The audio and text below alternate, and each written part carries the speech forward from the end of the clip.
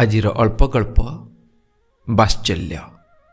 ରଚନା ସିଦ୍ଧିପ୍ରସାଦ ସାହୁ। ଉପସ୍ଥାପନାରେ ମୁଁ ଜିତେନ୍ଦ୍ର ଭଞ୍ଜ। ଥାନା ବାରଣ୍ଡାରେ ବୃଦ୍ଧ ମା ବାପା କାନ୍ଦି କାନ୍ଦି ନିଜର ଅଭିଯୋଗ ପ୍ରକାଶ କରୁଛନ୍ତି।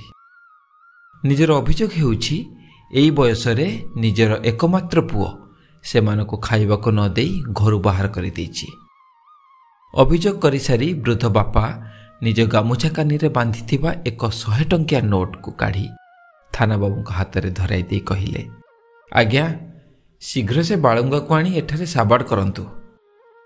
ଟଙ୍କା ପାଇ ଥାନାବାବୁ ପୋଲିସ ପଠାଇ ପୁଅକୁ ଆଣି ବାପା ମାଙ୍କ ଆଗରେ ହାଜିର କରାଇଲେ।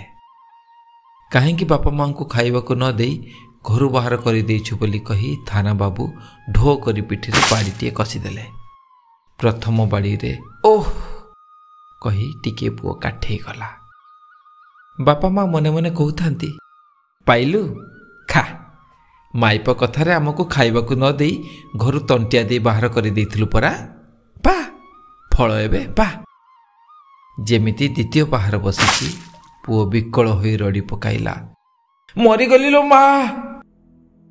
ଆଉ କି ମା ସମ୍ଭାଳେ? ବାପା ଗାମୁଛାର ଆରକାନିରେ ବନ୍ଧା ହୋଇଥିବା ଅନ୍ୟ 100 ଟଙ୍କାକୁ ନେଇ ଥାନାବାବୁଙ୍କ ହାତରେ ଧରାଇ ଦେଇ କହିଲେ ପୁଅକୁ ଛାଡ଼ିଦେବା ପାଇଁ। ଆଉ ବାପା ରାଗରେ ଫଁ ଫଁ ହୋଇ କହୁଥାନ୍ତି, ମୁଁ ଜୀବନଯାକ ମୂଲ ଲାଗି ମୋ ପୁଅକୁ ବଡ଼ କରିଛି। ମୋ ପୁଅକୁ ପିଟିବା ତ ଦୂରେ ଥାଉ, କେବେ ତା ଦେହରେ ଟିପଟିଏ ବି ଦେଇନି। ଆଉ ଇଏ କ'ଣ ନା ଥାନାବାବୁ ହେଇଗଲେ ବୋଲି ମୋ ପୁଅକୁ ବାଡ଼େଇ ଦେବେ? ଆଁ କରି ଥାନାବାବୁ ବୁଢ଼ାବୁଢ଼ୀଙ୍କୁ ଚାହିଁଥାନ୍ତି, ଆଉ ମନେ ମନେ କହୁଥାନ୍ତି, ଏହା ହିଁ ତ ବାତ୍ସଲ୍ୟ ମମତା, ଏହା ହିଁ ତ ବାତ୍ସଲ୍ୟ ମମତା।